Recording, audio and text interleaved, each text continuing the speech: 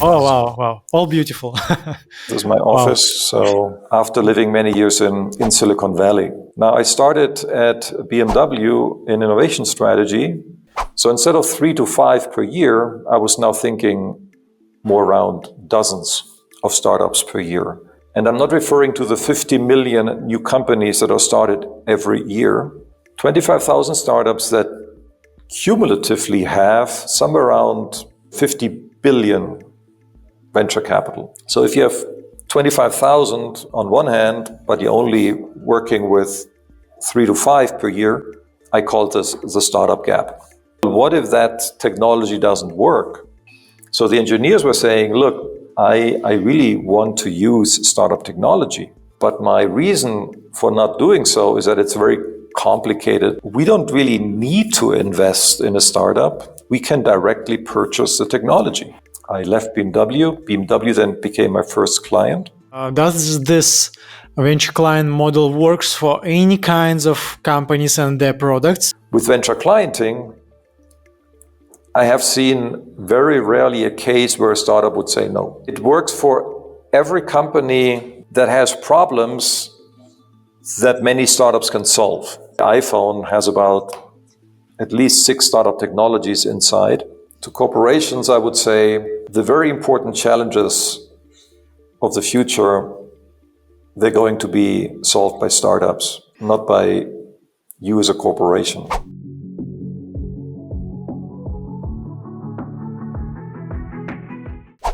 We've hosted already 5 online conferences for venture studios, VCs, and family offices, and I'm inviting you to join our paid community called Venture Studio Family.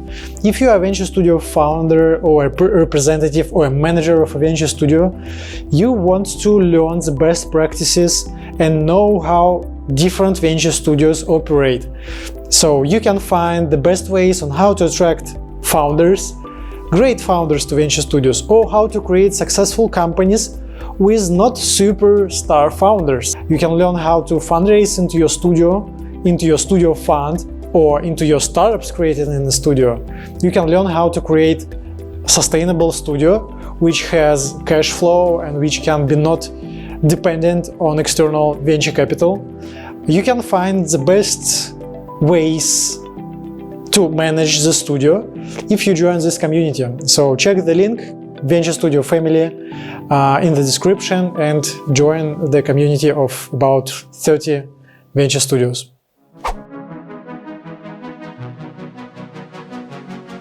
Gregor, very happy that you joined my podcast about venture studios, venture builders, startup studios, and now about venture client model.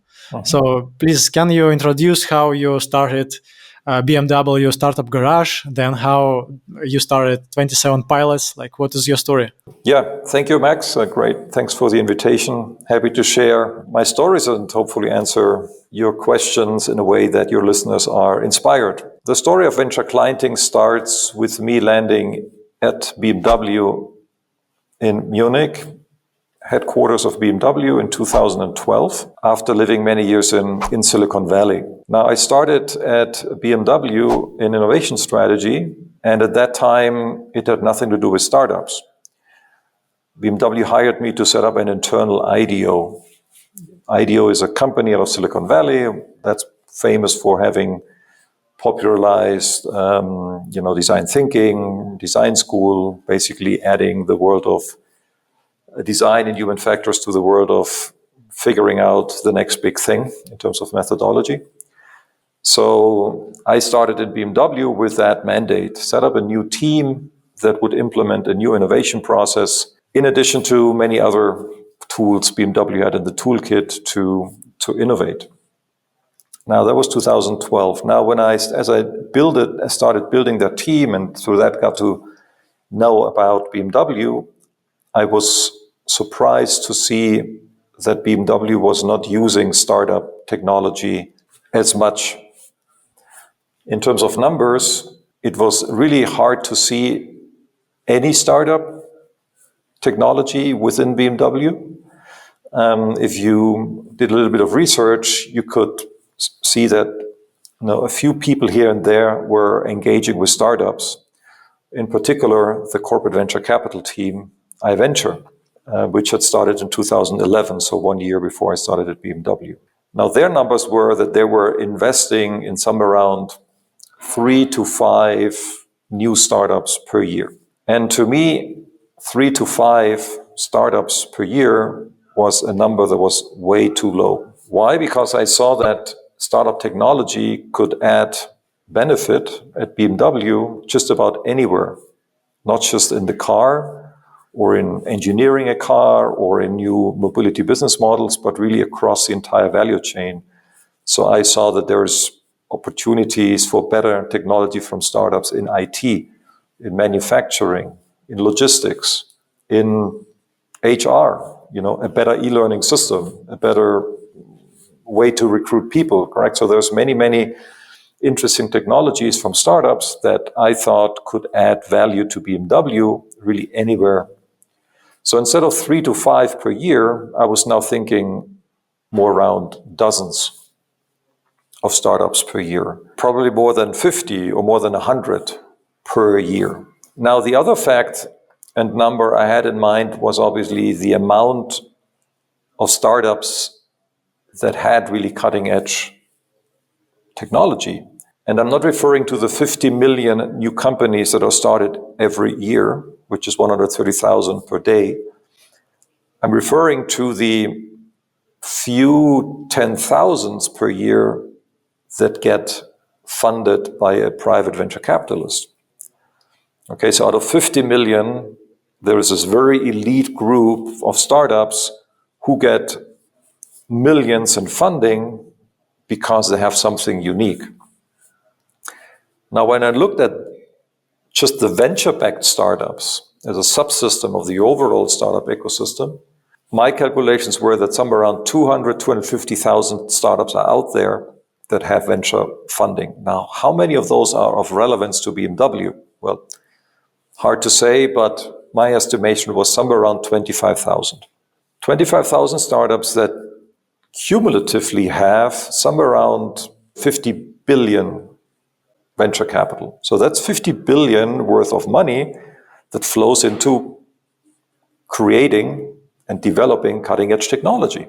My conviction from, yes, there is probably startup technology out there that's very high quality, that can add value to any part in the value chain of BMW, whether it's a car or whether it's IT or whether it's just some HR technology, was now backed by the fact that there's about 50 billion or 25,000 startups that are the top of the top, the leading ones, that really had cutting-edge technology that would be better than what we have and that would be better than that what Microsoft would have or SAP or some of the other big technology companies out there. So if you have 25,000 on one hand, but you're only working with 3 to 5 per year, I call this the startup gap, a huge resource gap. Imagine a body that could benefit from, 50,000 calories per day, and you only benefit from 3 to 5, correct? Now you suddenly, you see that there's a lot of energy that you're missing out. Okay, so that was the why. Does it make sense for BMW? But the how was open. So my first approach was, let's go to the venture capitalists and let's ask them, why don't you just invest in more startups? And like 50 per year. And they said, that's impossible. Why is it impossible? Well, because for every investment that we do, there's a very complex process behind it. It's very expensive, just the process of one company buying equity from a private company. It's very legal intensive, very legal heavy, because of all the implications of being a shareholder of another company, of a private company. That's one thing. But the other thing was, well, what if that technology doesn't work? It may be great technology, but maybe it doesn't work. I mean, just like we all know, you may be buying a great running shoe, but it doesn't work for your running style, correct? So it's just no. And then we would still own the equity, and we couldn't get rid of that, and owning the equity also costs us money because you have to manage your portfolio, correct? There's legal processes of a big corporate that, okay, you have XYZ companies in your portfolio. That's an ongoing expense, and it's very also work intensive. So 50 per year, that would be in 5 years or in 10 years, we would be looking at managing 500 startups. That's crazy. I mean, some of them would go bankrupt or be acquired, but it's still. So from that point of view, the option of improving or changing corporate venture capital as a tool was, eliminated. Now I'm talking about around 2013, 14. Now, what I learned also during my time of setting up this or running innovation projects at BMW, independent from startups, was I got to learn a lot about the innovation process per se. I got a lot work with engineers at BMW. And one thing that I've found out is that, which is pretty obvious, correct, today, but in order to you need to use a startup technology to benefit from it, correct? So when you talk about the strategic benefit from a startup, then this strategic benefit realizes or happens once you get to use the startup technology. If you don't use it, it doesn't do anything good. You're just a shareholder, right? It's like buying Apple shares doesn't mean that you have the iPhone, correct? You just have Apple shares. You don't have any of the products, correct? So the engineers were saying, look, I really want to use startup technology, but my reason for not doing so is that it's very complicated to really get access, to get them through the legal processes and the legal contractual processes of purchasing. So here's where it clicked. And I said, we don't really need to invest in a startup. We can directly purchase the technology. And that would make everything easier. So what I said is, instead of being an investor, let's be a client. Instead of being a venture investor, let's be a venture client. Let's stop trying to improve the investment process. Let's improve the technology transfer process, which basically means let's improve the purchasing process. So instead of having to deal with the CFO, you really got to deal with the CPO, the Chief Product Officer, Purchasing Officer, correct? So a total, and really the main reason was also that, as I said at the beginning, startups the good ones have enough capital. Right? They don't have to wait for BMW to invest in order to develop their products. The average seed funding in Silicon Valley is 5 million. The average Series A funding is about 14 million these days. So that's a lot of money. That's more money than individual engineering teams at BMW would have at such an early stage. So the problem of a startup was not capital, but obviously the ambition of a startup was to make their clients happy. In this case, a client would be a company, meaning BMW. So here's where the idea of venture client came about. And that's when I coined it venture client, correct? So basically giving a name to a transaction that obviously had existed before, because BMW had been buying startup technology and had been using startup technology, but they haven't adapted the processes for it, which made the purchasing also very complicated. But this is something you can fix. The investment process is very complicated and you can't fix this. It's kind of like a bicycle doesn't fly no matter how much you do to the bicycle, correct? So that's why I said we need to fix the contractual processes, the way we evaluate technology of a startup, the way we make a purchase decision of startup technology, all those things, that's what we need to change. And this is what I call the venture client model, correct? So you can be a venture client just going to the purchasing guy and say, buy from a startup. Chances are that you won't buy anything because the guy won't be able to do so, because he doesn't have the processes and the evaluation systems, and he would say, this is a company way too small, I'm never going to buy from them. There's a lot of risk, correct, in this technology because it's not mature. But with the venture client model, the way I designed it was to say, we need to evaluate a startup differently. We need to give the startup a different contract. We need to have a separate team that specializes on venture clienting. And through that, we will increase the amount of startups that BMW could benefit from on a yearly basis. Mm-hmm. One of the things I also did was we need a department for that. And we need to give it a name that you can actually remember instead of XYZ 45, correct? I mean, normally department numbers are just, corporates are just numbers. So I said, let's give it a name and let's set up a website. So I called it BMW Startup Garage, put up a website, created a video, and all that in order to make sure that we could clearly communicate what that venture client model is about, that it's about scaling the number of startups that BMW could benefit from anywhere in the company, anywhere where a startup would have technology that's better than what BMW would have at the time. And that's how the BMW Startup Garage came about in 2015. At that point, I built up the methodology, I refined it, correct? I made it successful within BMW. So the amount of startups that BMW could then benefit from on a yearly basis was multiplied by 10. So a strong growth. We reduced the time it would take a startup to sell their product to BMW, or the time it would take a business unit to use startup technology would be reduced from over 2 years to a few months.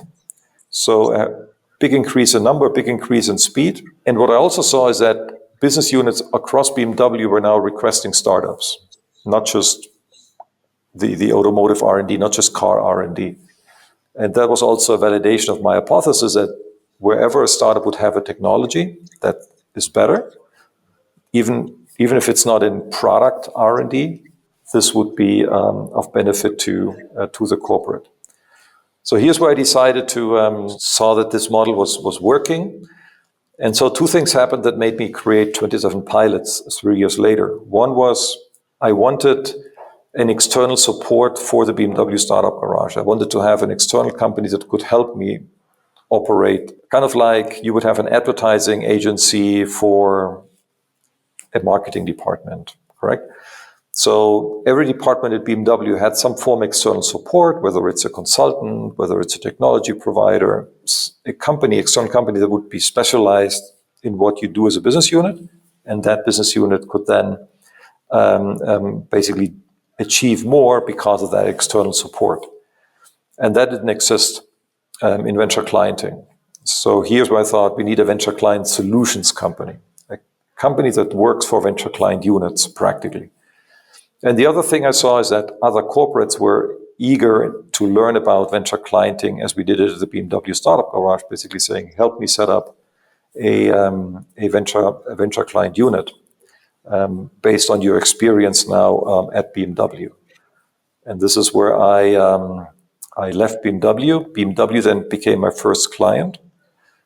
Basically, BMW is still today, about 2018, so it's about 5.5 years later, we're still working with BMW, we're supporting the BMW Startup Garage. We also are working for many other multinationals, including Siemens, Bosch, Airbus.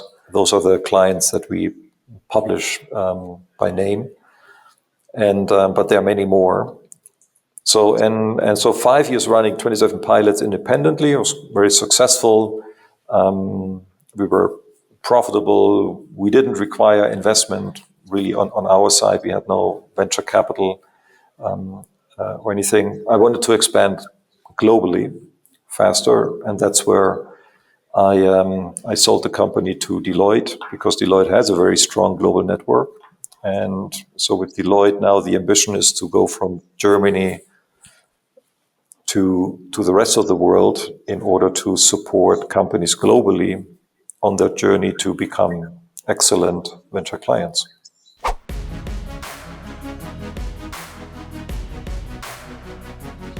So can you compare the difference between corporate venture capital and this venture client model? So, for example, how much money invested in startups before this model, and using this model, like how much money technology costs? For example, Am I right that you don't get any shares in companies you partner with when you buy some technology? So can you compare this to models like corporate venture capital and venture client model in numbers? The venture client does not purchase or not invest in equity. It's not a condition. It could be an option, but generally there is zero investment. What you do is you purchase a small amount of the startup technology, first to validate it, to pilot it. So you set up a pilot, which is between 1 to 4 months. You can also run pilots of 4 years or 4 days or 4 hours, but what we have seen works best is 1 to 4 months. So the cost for corporate at this point is somewhere around, depending on the type of technology you're purchasing, can be anywhere between 1,000 and 100,000. For software, on average, it's probably around 15, 25, 35, depending on the problem that you're trying to solve. Correct? If it's just an app, I don't know, to be used in order to see, I don't know, the kitchen menu, correct? In the huge corporate canteen, then you're talking about a few thousand. If you're talking about piloting a software to improve the logistics process for handling of spare parts, then you're probably looking at 25, 40, 50. It also depends on whether the startup is from United States, from Europe, Israel, correct? So Europe tends to be cheaper than the startups out of Silicon Valley and Israel. Corporate venture capital, they are obliged to invest. So they would first make a minority investment in a startup. So generally a CVC would take anywhere between 0.5% to maybe 5%. There would generally be a co-investor. There wouldn't be generally a lead investor. So there would be the second, third, fourth investor. Few corporates become lead investors, also because the very good startups don't want a corporate to lead the investment for obvious reasons. No? So now you're looking at a ticket size generally between 500,000 to 5 million. For big corporates, it can also be beyond 5 million, can be up to 10 million or more. But still, you're still looking at a very small part of the startup. It's always a non-controlling equity stake and a set generally below 5%. Now the corporate spent money on the investment, correct? So imagine that you invest 1 million. Obviously, on top of that, you still have cost because you have the cost of the due diligence, you have the cost of the deal, correct? So you're looking at another 50 to 100K. So now what you've done, you've spent 1.1 million just on the equity to be transferred into your portfolio, into your depot, correct? At this point, you still haven't done anything else with the startup technology, zero. Now, in order to gain the strategic benefit, you would have to, engage with the business units and try to make sure that the business units start using this technology. And now, obviously, on top of that would be the cost of pilot, what I said before. So what you're doing in comparisonly with venture client, you're just spending the 5 to 25, 30,000 on the pilot, nothing else, correct? And on the venture capital side, you would have to invest 1 million, and then you would have to buy the product and pilot it. So you talk about an increased, cash of X20. So that's really now in terms of times, it's also very important to point out the numbers. For an investment to close, you would talk, if it's fast, 3 months. Many times, it's actually over 1 year. So only for the transaction of the equity, the product is not getting used or the product is not sold by the startups for 3 to 12 months, which means the startup is waiting to actually get the technology to be used in a, say, BMW car or factory. And they have to wait till, this investment process has closed. On the other hand, in a venture client, you don't, because you don't have the investment process. So you entirely save the 3 to 12, if not more months, in order to get access to the technology. And as said, the technology to be used in your systems, in your products, in your processes is what really is what you want as a corporate. And there's a third maybe category of numbers that's relevant. Even if you are a very good corporate or very well known, let's say you have really the brand of a Bosch, Siemens, a Google, what have you, then yes, startups will generally be somehow positive about you becoming an investor, but not all of them will allow you to invest. Because they're oversubscribed, because they just closed a round, because they don't want you, because they are afraid that if you invest, if a car company invests, the other car company may not acquire you, correct? So our calculation is that for every 10 investments you want to do, only 3 startups say yes. If you run corporate venture capital, it means that if you want to engage with 10, you only can engage with 3. So the other 7 are out of the picture. Correct? Now you won't be able to use their technology. With venture clienting, I have seen very rarely a case where a startup would say no. So you will generally have a almost 100% yes rate when it comes to wanting to engage with a startup for strategic purposes. So those would be the numbers. Were those the numbers you were looking for? Yeah, I want to understand what is the difference between just a buying unit inside the company.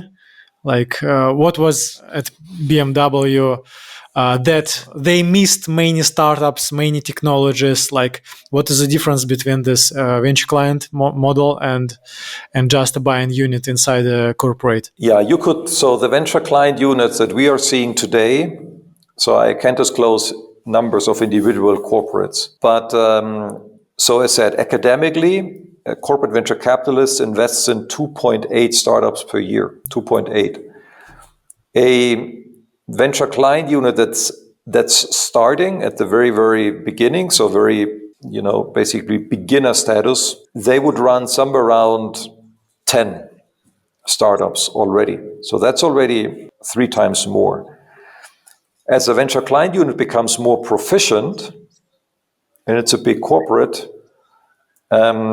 we are seeing that venture client units can do 50 to over 100 per year, correct? So what you're looking here now is that you're looking at not just, let's say, a very mature, good, big corporate venture capitalist, which is, very few, correct? So you may be looking at the maximum is really somewhere around 5 to 10 per year. With good venture clienting, a good corporation, you're looking beyond 100 a year. So that's X10 more. But if you compare just for big corporations which just buy some services, software and technologies, I see that this the venture client model is doing the same, but maybe in a more efficient way. The same as venture capital, you mean? No. The same as just like we need this technology or software. Someone goes and searches some software and buys it, tests it, and then buys it at scale. What is the difference between just buying some technologies and software in the company and purposeful or searching and looking for startups with some technologies? Like, what is the difference between just occasional buying technologies and a specific unit which is doing this? You as a corporate, you have a specific problem. And for that problem, you need technology to solve it.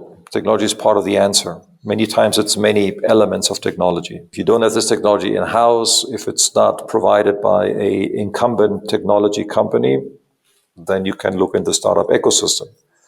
And what you do is through this venture clienting, you quickly get to use the technology on a pilot basis, correct? In small quantities. Now, what you can do afterwards, correct, as you see that this technology is something that you need, obviously the next step is or you do some kind of licensing or you do an acquisition. Obviously, what can also happen is that the technology of the startup is fitting a missing element, but it needs to be co-developed. It needs to further mature within the corporate setting in order to really fit into whatever, a problem solution, space where this startup. So you're not only buying the startup and using it, you're also acquiring the startup occasionally, correct? And you're also co-developing and adapting this technology to the realities of your company. With corporate venture capital, there's zero technology transfer. There's nothing. Corporate venture capital is just buying a piece of a company, and that's it. You don't do anything else. So once you buy the technology, the startup equity, then you do the second step. The investment transaction doesn't do anything in terms of usage of the. Imagine that your need is you're hungry. That's your need. And now you go to the bakery and you ask the baker, sell me some equity. And the bakery says, why? Aren't you hungry? Wouldn't you rather buy my sandwich? And you say, no, give me your equity. And the baker says, I don't want to sell you my equity because why should I sell you my equity? You can buy my sandwich, but... My example is that I thought that big corporations, so they have a lot of people who want to eat. And these people, when they want to eat, they go to a cafeteria, restaurant, somewhere else and buys this food like occasionally. You compare it to the venture capital, to the corporate venture capital, but like, can you compare it to just usual units inside the company, which I suppose that they just go looking for some software or some technology somewhere. I don't know what is the type of technology or what is an example, but I thought that it already happens in each company, but like you do it in some systematic way.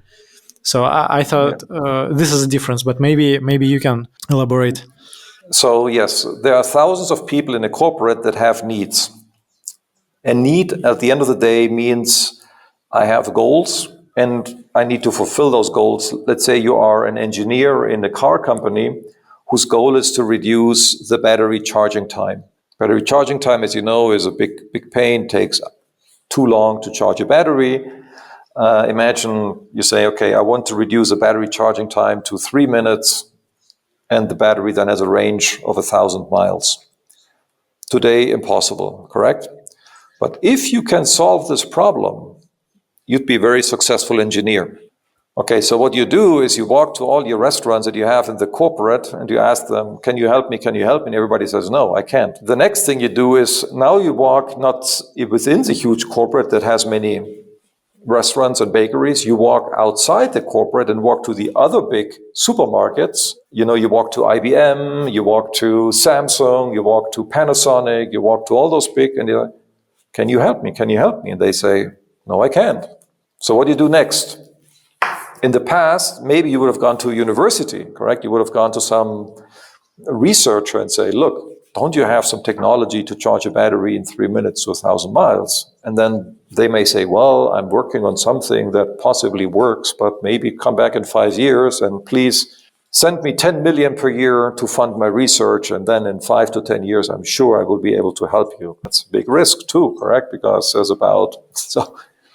so now what you do is, couldn't we go to startups? And maybe there are startups out there. Maybe there's a guy from Georgia Tech or from, I don't know, any university worldwide who started a company just around that. And that person has just raised 25 million, probably 250 million, because they have a patent to do this, correct? And this is the one you don't want to miss. Now, with the venture client unit, now you would be able to go to that company very straight and say, I want to test your batteries in the car tomorrow. Here is 50,000 for 2 batteries, even though the market price for 2 batteries would be, I don't know, much less. And the startup would say, awesome. Tell me when, what car, I'll be there tomorrow. Why? Because, wow, this is your dream come true because you started this company saying that you can charge a battery in 3 minutes. And your client would be a big car company. So that's a venture client. Now, in the old world, what would you do? The engineer who ran around in the company not finding any answer within the whole supermarket and own restaurants, they would go to the venture capitalist and say, please find me, isn't there a startup that can charge a battery in 3 minutes? And the venture capitalist would say, let me check. The venture capitalist would come back and say, yeah, there is actually a startup that can do that. Let me give them a call. And then he calls up the startup and says, I want to invest. And the startup says, I just raised 250 million. But you can buy my batteries if you want. Then the guy says, no, I have to invest. Because if I buy the battery, your equity will be more expensive. And then the startup says, if you invest, I won't be able to sell my batteries to your competition. And then don't worry, if I invest, we have millions of cars where you can put your battery in. I promise you that if we invest, you make huge business. And so on it goes. And now month and month pass, and now the business unit calls the venture capitalist and say, hey, haven't you found a startup? Oh yeah, I found a startup, but don't talk to the startup. Don't talk to the startup because I'm trying to invest. And if I don't invest, you know what happens? If you buy the battery and I don't invest, the startup equity goes up. Which is, for the business unit, it's meaningless because it doesn't matter. Because imagine how much money you can make from having a car with a battery that charges in 3 minutes. Even if you would own 50% of that startup, it wouldn't make any difference. You can make X 100 with that startup. You would make so many billions with having this battery that the equity becomes meaningless. But the bottleneck to using this innovation is because the investor sits there on the phone saying, I have to invest. And the startup says, oh, I don't know, maybe not, but you can always buy my battery, correct? Here's my sales guy, all right, go to my sales guy. They can send you batteries tomorrow. And that's the difference between venture capital, and that's why venture client is so powerful, because you don't need this intermediary any longer. The intermediary who basically at the end functions as a bottleneck that avoids for startup technology to get into the company, whether it's for normal licensing, whether it's for co-development because you want to further develop this battery with the startup, whether it's for an acquisition, whether it's for all kinds of interactions with the startup. Were there cases like to balance this picture? Because it seems that like, oh wow, so many benefits that you are actually solving the problems of your company and not increasing the length of deal. And then there is a chance that sometimes you will use this technology. Advantages are obvious, but maybe there are some disadvantages. And one idea came to me that maybe if you don't invest or don't buy a company, your competitors might buy it and close your access to this technology. Like, was it the case sometimes? No, because you can always acquire the startup. No against minority investments, but obviously yes, acquisition. So if you think that the startup technology is really critical and you don't want anybody else to access this technology, what does that mean? That you become the exclusive venture client, and the exclusive venture client needs to acquire the startup. You want to be a non-exclusive venture client? Here's where you just enter a contract of licensing, some kind of commercial agreement, maybe some kind of co-development. But obviously the startup is still open for business with your competition, with many other companies. Here's where the venture client needs to decide, am I exclusive or am I non-exclusive? And then obviously the acquisition is a deal where you acquire the full control over the startup.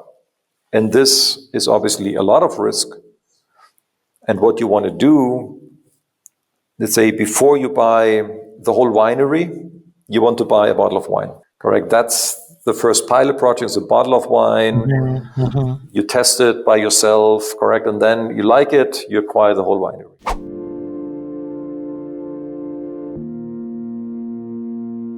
Does this venture client model works for any kinds of companies and their products, or only for those where you have specific product and your goal as a company is to improve this product as possible, and not play just in games of venture capital, or we invested in such startups and maybe sometimes we'll acquire them?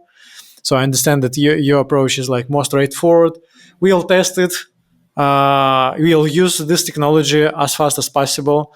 If it is really critical to our company, we'll buy this company. Do you think that there are some that it works for all kinds of companies, or you think that it works only for, I don't know, producers of some products, physical products? It works for every company that has problems that many startups can solve, correct? If there's a supply and a demand. So the demand side is the amount of challenges I have as a company. And the question is, if I have a lot of challenges, what's the supply side, correct? Is it easier for me? Is there enough venture capital really for those areas, correct? So if you think about, for example, financial services companies, there's no factory, no logistics, no R&D, no materials. Now the question is, can an insurance company, can a bank, for example, benefit from venture clienting? Well, the question is, what are your challenges? And what is the amount of startups that have really, really good technology for those challenges? Correct? And now, as you're well aware of fintech, insurtech, we're looking at also many, many billions and thousands of startups who have really interesting solutions. So it would also work for those companies because there is a big number of very well-funded startups. On top, obviously, you have all those problems that are critical to every company, correct? So, for example, if you talk about the marketing department, the sales department, the HR department, the IT department, correct? Every IT department on earth, for example, needs cybersecurity. Whether you are a manufacturer or whether you are a bank or whether you are, I don't know, a retailer, doesn't matter. You always need cybersecurity. So cybersecurity is a field where there are many, many startups, many billions of venture capital. So yes, venture client would work because within your cybersecurity area, you will probably find cutting edge technology. HR, everybody has HR, correct? Everybody has people. Everybody has an IT department. Whether it's, so there are many IT startups that are around, whatever, server management, whatever. So there's a lot of things that startups have to bring to the table. So what we see today in age, and that was different probably 30 years ago, is that there are many, many startups in many, many fields. And on the other hand, we have the corporate side who has many, many challenges also across the value chain. And here's where we have seen that a venture client unit makes sense because it just allows you to manage better the sheer amount of problems that remain unsolved, and you're trying to solve them via startup technology because they seem to be on the cutting edge on how to solve those problems due to their capital and their IP and skill set.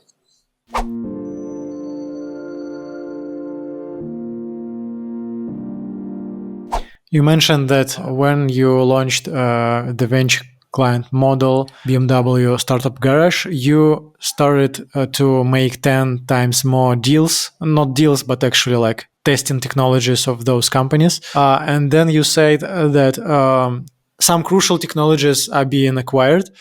What is percentage of companies have you acquired?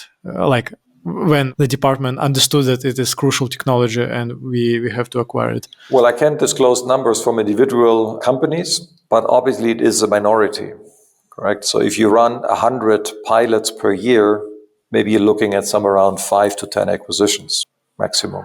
We think that's just, whether that's a good or bad ratio, every startup that gets acquired probably already has dozens, if not hundreds of clients. Not every company you sell to, is also a potential acquirer of your startup, correct? You as a startup, you want to have many clients, and then there will be, a few companies that are interested in buying your company. So yes, so the percentage obviously is very small. And on top of that, Europe is also not very good at acquiring companies, correct? So the other way of looking at it is at for example, Silicon Valley companies. Now, a Silicon Valley company doesn't have, at this point, an official venture client unit, but companies like Apple, Google, Intel, Cisco, they are using startup technology. They're testing out startup technology continuously. So, the very iPhone has about at least 6 startup technologies inside.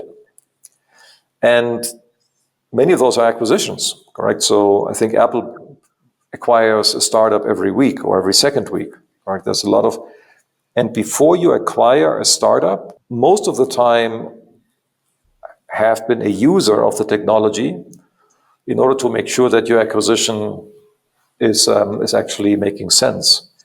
So there, you always have to be a venture client. So you can also say probably about almost 100% of startups that are acquired by a venture client, meaning a company that has been using their product technology. The head of M&A at Facebook, who's no longer head of M&A at Facebook, but was back then, said, when we acquire a startup, most of the time we use and test the technology. So we are a venture client. There is occasionally a situation where we do not acquire the startup because we see that what the startup is doing is so obviously better, and we really need to hurry up. But in general, there is always a usage activity before the acquisition activity. So you could say that venture clients are always, at the end of the day, the purchasers of startup, and not. So here's, I think, a big correlation.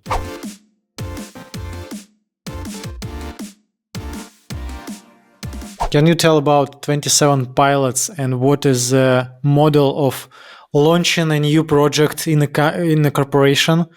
Mm-hmm. Like what does it include and how do you do this? Well, we offer 2 categories of support to corporates. One is helping them build and improve a venture client unit, really the organizational unit inside a company. And the other is support the operation of a venture client unit. On the build, improve, there are all kinds of activities around, setting up a process, training the team, integrating a venture client process with another corporate process, implementing technology to run venture client units, defining the strategy of a venture client unit, KPIs of a venture client unit, budgets of a venture client unit, decision systems, correct? Those are all kind of like the elements that make a venture client unit as a functional department in a corporate that are needed in order to do their job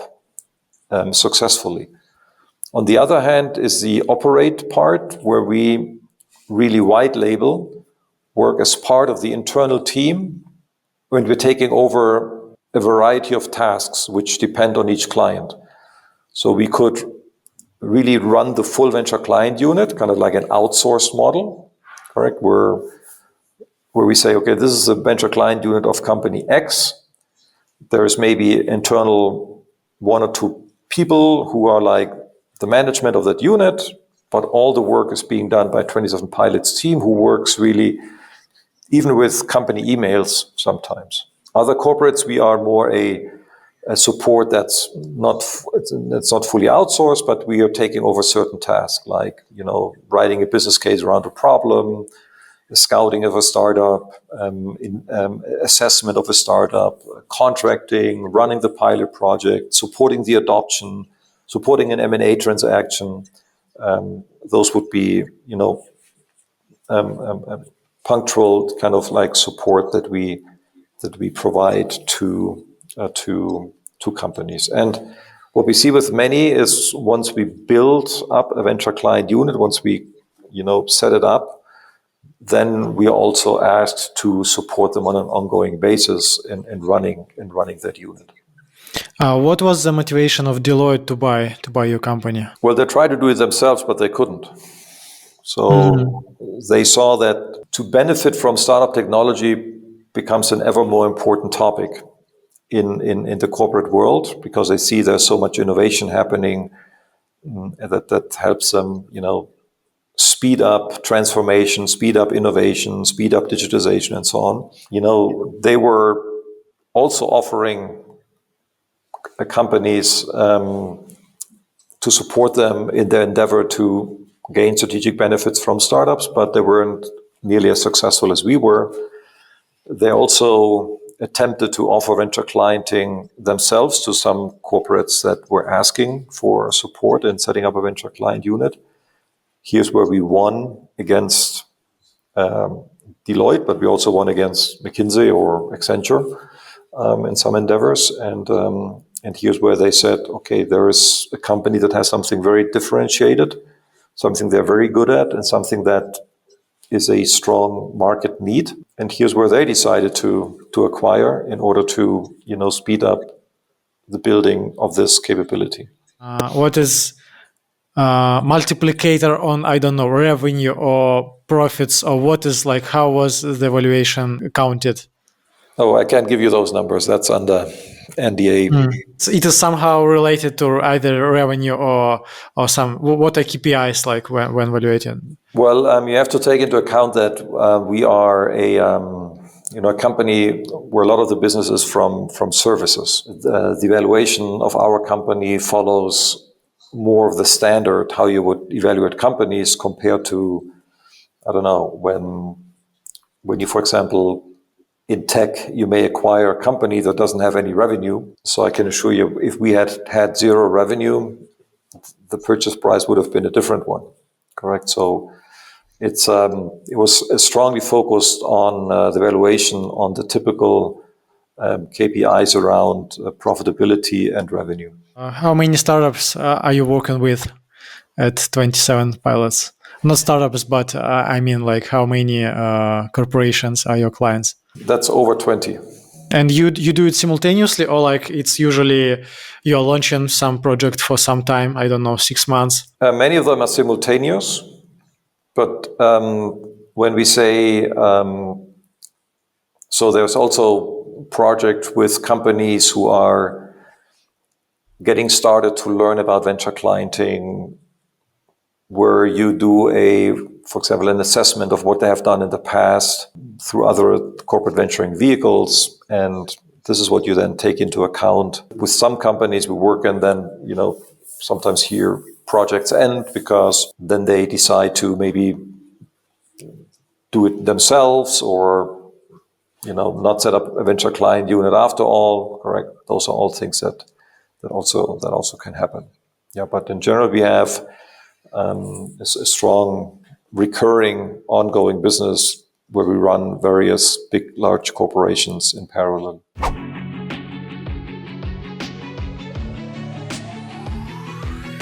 How do you feel if you can share your feelings about a company being acquired? Like, do you feel that will you in some time go and launch something else? What are your thoughts, plans? And I'd started companies before 27pilots and before BMW in Silicon Valley, and also in Spain. So I think I've started my share of companies. And I would even say that 27pilots was not something I had planned for. So chances are rather low that I would start something else. Probably my next move would be more into the world of academia, especially in the area of venture clienting, corporate venturing. I think there are a lot of things that are not being taught at business schools, such a new field. I think there's a lot of things to be researched in venture clienting. I think it's a very rich field. There's many small aspects that you can dig very deep into in some of the questions you had just asked, correct? What's the ratio of M&A? How important is M&A? How, there's many nuances to venture clienting where academic research can shed a lot of light on this. So I guess that's more where I'm heading to, but never say never. The other idea that could obviously is also, is to become more active as an investor in startups. So I think having had the experience, it's probably something where I can also see maybe adding value to the community and create some kind of win-win situation.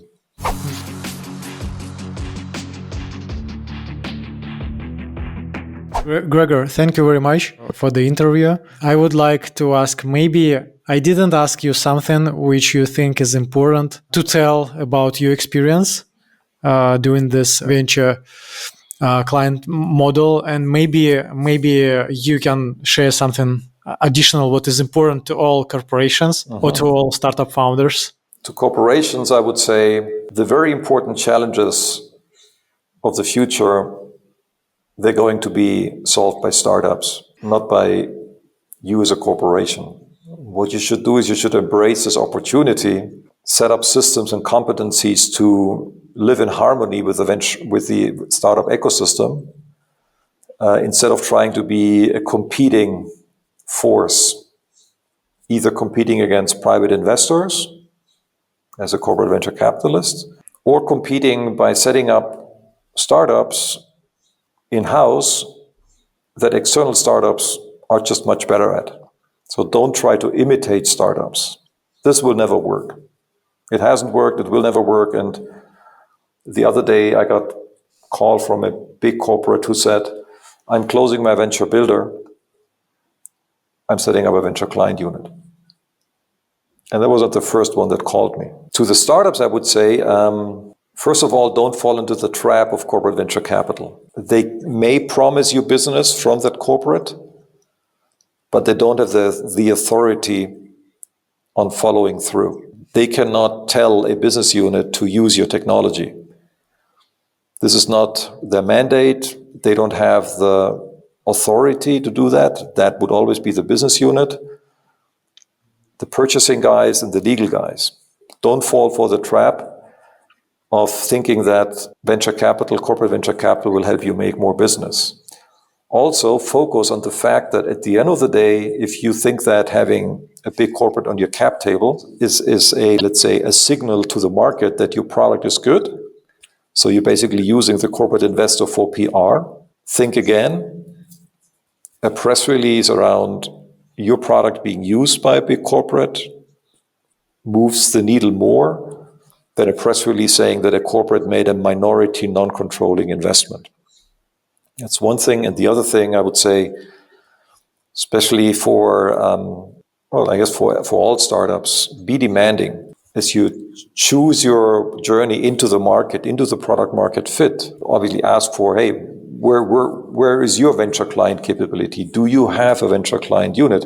In the near term, few companies will answer, okay, here's my BMW startup garage, or here's my Airbus Scale, or here's my Open Bosch, or what have you. Your first clients will be very critical to your future. If your first clients are bad clients, strangle you in useless contracts that strangle you with unnecessary processes and waiting time with lots of promises where nothing comes around, that can kill your company, whereas a good initial clients really are extremely important for the future success, because all the feedback they're giving you, all the all the critical feedback, correct, constructive around your product, generating revenue, which then multiplies by 10, 20, 30 in terms of valuation of the company, credibility with your team, credibility with your other investors, making you feel very good. So try to be very demanding and do your homework and ask them some critical questions about their venture client capabilities, because that will increase your chances of landing a good client